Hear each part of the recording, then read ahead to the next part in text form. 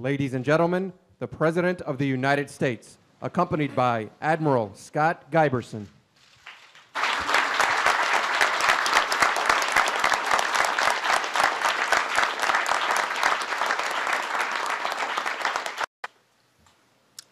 Our first team of officers entered into training in Monrovia with our partners from Médecins Sans Frontières. The first 4 patients I encountered with the Ebola virus were all under the age of 8. Their parents had already passed on, succumbing to the virus days earlier. 120 patients in this clinic, no one could have imagined the impact it would have on us.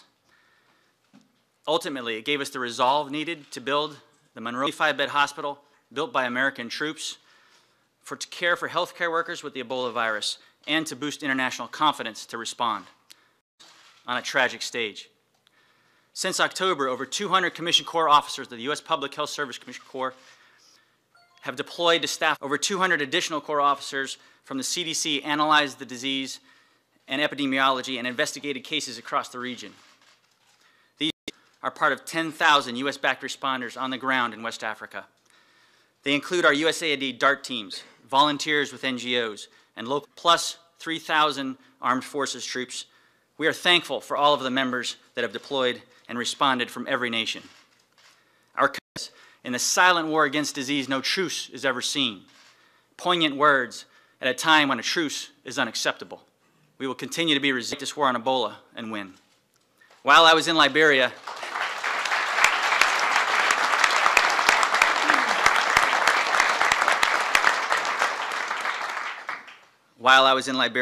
a very important person called me and said it is pretty rare when you have the 1,000, even hundreds of thousands of lives, and that the response was a testament to our professionalism, expertise, and dedication.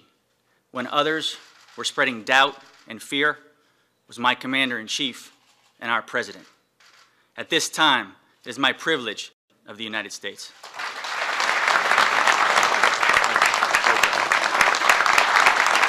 Thank you. Thank you so much. Thank you. Thank you. Please, everybody have a seat. Thank you.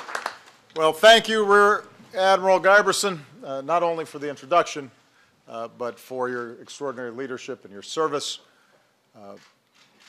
Last summer, as Ebola spread in West Africa, overwhelming public health systems, threatening to cross more borders, I said that fighting this disease had to be more than a national security priority, but an example of American leadership.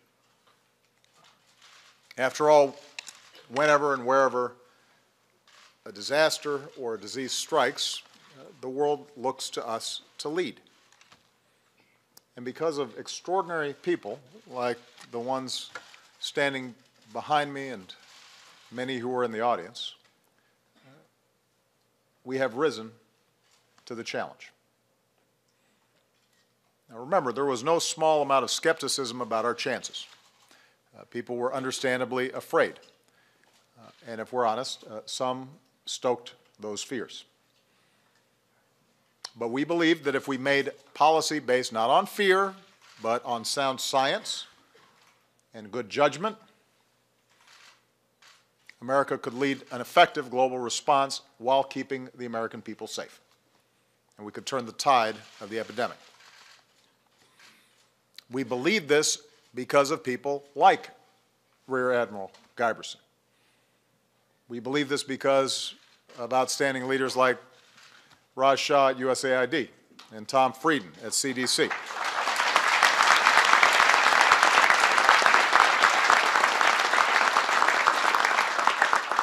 We believed it because of the men and women behind me and many others here at home and who are still overseas who respond to challenges like this one, not only with skill and professionalism, but with courage and with dedication.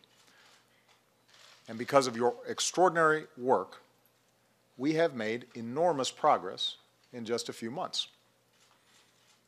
So the main reason we're actually here today is for me to say thank you.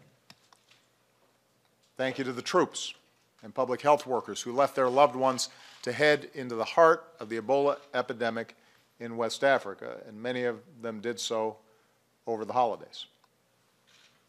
Thank you to the healthcare professionals here at home who treated our returning heroes like Dr. Kent Brantley and Dr. Craig Spencer.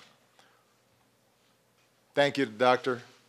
Tony Fauci and Nancy Sullivan and the incredible scientists at NIH who work long days and late nights to develop a vaccine.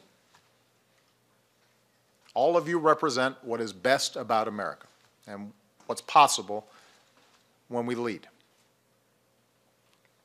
And we're also here to mark a transition in our fight against this disease, not to declare mission accomplished, but to mark a transition. Thanks to the hard work of our nearly 3,000 troops who deployed to West Africa, logistics have been set up, Ebola treatment units have been built, over 1,500 African health workers have been trained, and volunteers around the world have gained the confidence to join the fight. We were a force multiplier. It wasn't just what we put in, it's the fact that when we put it in, people looked around and said, all right, America's got our back, so we'll come too. And as a result, more than 1,500 of our troops have been able to return.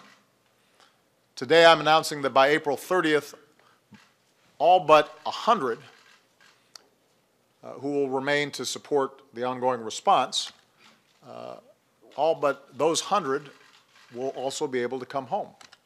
Not because the job is done, but because they were so effective in setting up the infrastructure that we are now equipped to deal with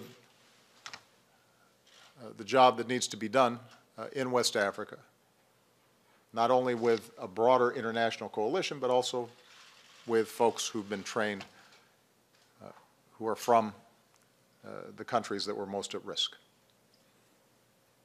So I want to be very clear here. While our troops are coming home, America's work is not done. Our mission is not complete. Today we move into the next phase of the fight, winding down our military response while expanding our civilian response. That starts here at home, where we're more prepared to protect Americans from infectious disease, but still have more work to do. For as long as Ebola simmers anywhere in the world, we will have some Ebola-fighting heroes who are coming back home with the disease from time to time. And that's why we're screening and monitoring all arrivals from affected countries. We've equipped more hospitals with new protective gear and protocols. We've developed partnerships with states and cities, thanks to public servants like Mayor Mike Rawlings and Judge Clay Jenkins of Dallas, Texas, who were on the front lines when the first case appeared here on our shores.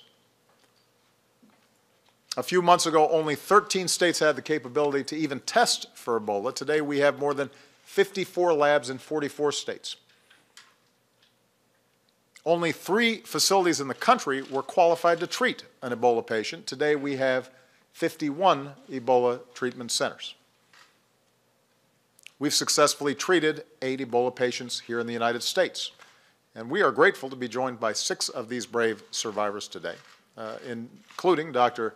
Richard Sacra, who received world-class care at Nebraska Medical Center and a plasma donation from Dr. Kent Brantley. Then he returned to Liberia to treat non-Ebola patients who still need doctors.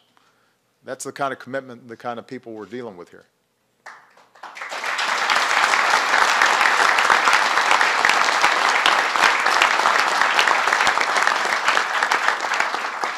Meanwhile, in West Africa, it's true that we have led a massive global effort to combat this epidemic. We mobilized other countries to join us in making concrete, significant commitments to fight this disease and to strengthen global health systems for the long term. In addition to the work of our troops, our USAID DART teams have directed the response. Our CDC detectives have traced contacts. Our healthcare workers and scientists helped contain the outbreak. Our team is providing support for 10,000 civilian responders on the ground. That's what Brett Sedgewick did. Where's Brett? There he is. So Brett went to Liberia with Global Communities, which is an NGO that partnered with us to respond to Ebola. Brett supported safe burial teams that traveled to far-flung corners of Liberia to ensure that those who lost their lives to Ebola were carefully, safely, and respectfully buried so that they could not transmit the disease to anyone else. And Brett reflects the spirit of so many volunteers when he said, "If you need me, just say the word." That's a simple but profound statement. That's who we are, big-hearted and optimistic, reflecting the can-do spirit of the American people. That's our willingness to help those in need.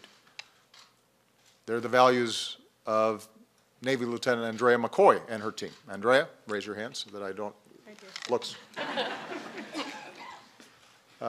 Andrea and her team deployed some 7 tons of equipment, processed over 8 samples. They're the values that drive Commander Billy Pimentel. Where's Billy? Raise your hand. Like that Navy can-do attitude. Led a team of microbiologists to set up mobile laboratories that can diagnose Ebola within 4 hours. And he said, it's been an honor for us to use our skills to make a difference. These values, American values, matter to the world. At the Monrovia Medical in Liberia, built by American troops, staffed by Rear Admiral Guiberson and his team from the U.S. Public Health Service Corps, a nurse's aide named Rachel Walker treatment and left Ebola free. And I want you to listen to what Rachel's sister said about all of you. "We were worried," she said, "but when we found out Rachel was being transferred to the American Ebola Treatment Union, we thanked God first and then we thanked America second for caring about us." And the Americans who she was speaking of aren't just doctors or nurses or soldiers or scientists. You're what one lieutenant commander from the U.S. Public Health Service Corps called the hope multipliers. And you've multiplied a lot of hope. You know, last fall we saw between 800 and 1,000 new cases a week. Today we're seeing between 100 and 150 cases a week, of more than 80%. Liberia's seen the best progress. Sierra Leone is moving in the right direction. Guinea has the longest way left. Our focus now is getting to 0. Because as long as there's even one case of Ebola that's active out there, risk still exists. Every case is an ember that, if not contained, can light a new fire. So we're shifting our focus from fighting the epidemic to now extinguishing it. The reason we can do that is because of a bipartisan majority in Congress, including some of the members who are here today, who approved funding to power this next phase of our response. And I want to thank those members of Congress who are here for the outstanding work that they did.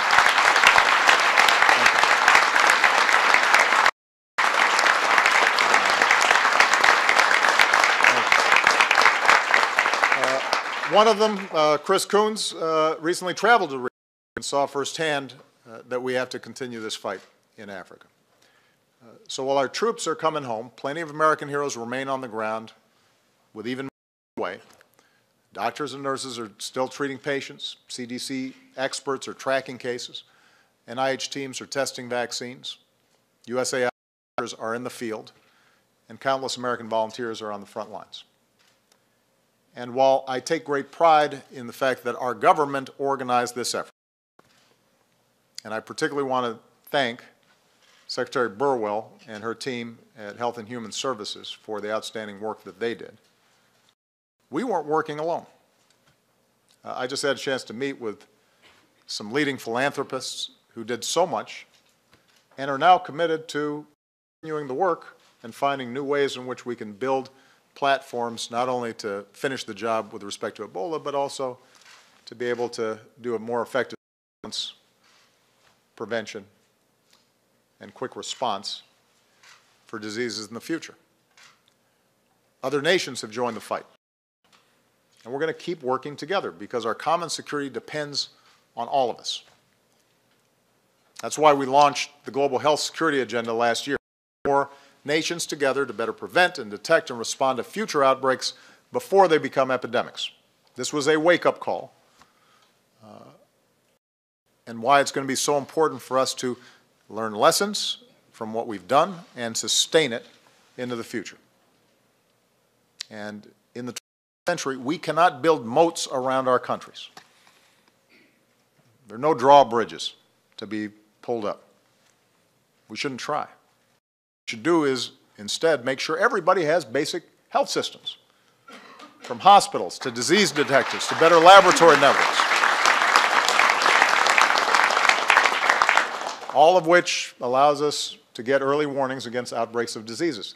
This is not charity. The investments we make overseas are in our self-interest. This is not charity.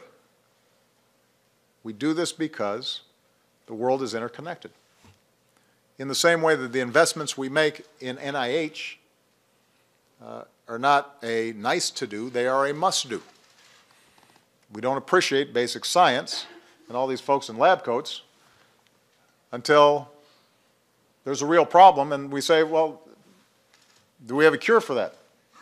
Or can we fix it?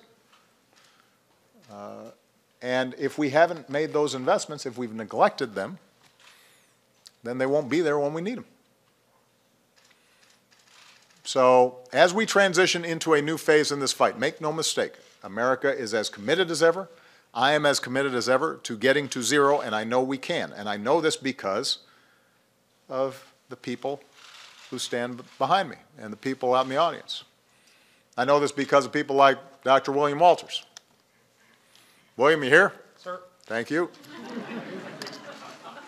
Dr. Walters is the Director of Operational Medicine at the State Department. Last summer, he was called to help move Dr. Kent Brantley, who's here, back to the United States for treatment. And Dr. Walters says the first thing he did was to Google Dr. Brantley. A little plug for Google there. I know we got some. And the first picture he saw was of Kent and his family. Now remember, the decision to move Kent back to the United States was controversial. Some worried about bringing the disease to our shores. But what folks like William knew was that we had to make the decisions based not on fear but on science. And he knew that we needed to take care of our heroes who had sacrificed so much to save the lives of others in order for us to continue to get people to make that kind of commitment.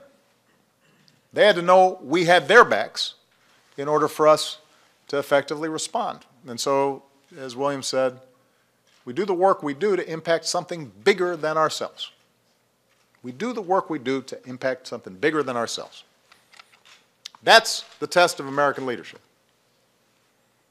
We have this extraordinary military. We have an extraordinary economy. We have unbelievable businesses. But what makes us exceptional is when there's a big challenge and we hear somebody saying it's too hard to tackle, and we come together as a nation and prove you wrong. That's true whether it's recession or war or terrorism. There are those who like to fan fears, but over the long haul, America does not succumb to fear. We master the moment with bravery and courage and selflessness and sacrifice and relentless, unbending hope. That's what these people represent. That's what's best in us. And we have to remember that because there will be other circumstances like this in the future. We had 3 weeks in which, all too often, we heard science being ignored and sensationalism, but you had folks like this who were steady and focused and got the job done. And we're lucky to have them. And we have to invest in them.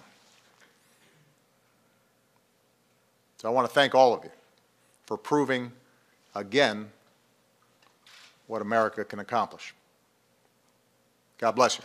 God bless the United States of America. Thank you.